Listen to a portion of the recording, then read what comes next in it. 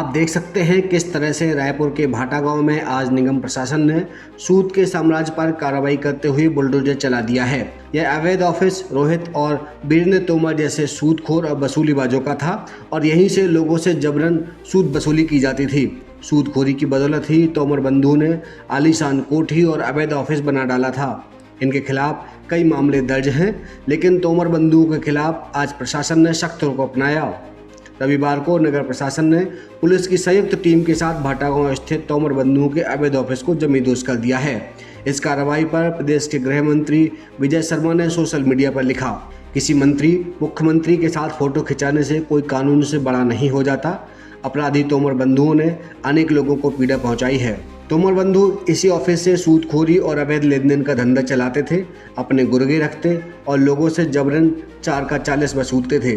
तोमर बंधु सूदखोरी की आड़ में लोगों की संपत्तियां, वाहनों और जमीनों पर कब्जा कर लेते थे।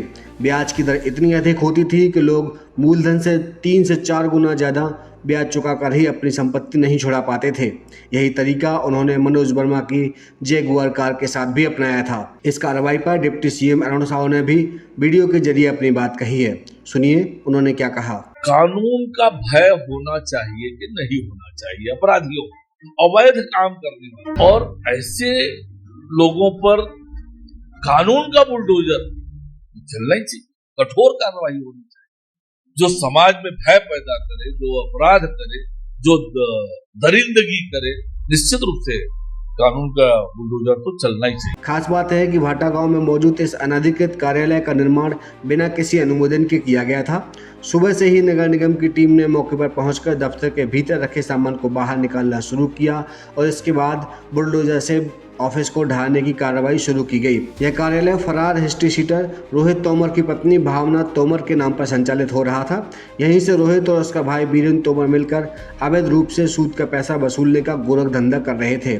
दोनों आरोपी काफ़ी समय से अभी फरार हैं और इनकी तलाश की जा रही है।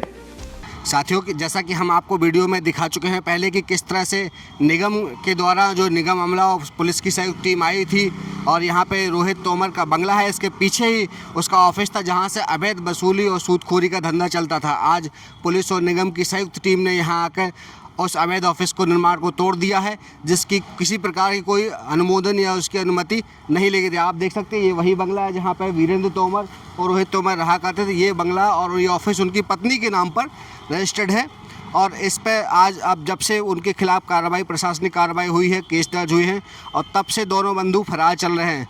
फिलहाल इस मामले में दोनों डिप्टी सीएम ने अपनी अपनी प्रतिक्रिया दी है और उन्होंने कहा हुआ है कि अवैध वसूली या सूदखोरी काम कोई भी करे, चाहे उसकी मुख्यमंत्री या किसी मंत्री के साथ फोटो क्यों ना हो, उसके खिलाफ कार्रवाई होगी। वह कानून से ऊपर नहीं है। विनेश दीक्षित, सीजी भास्कर के लिए।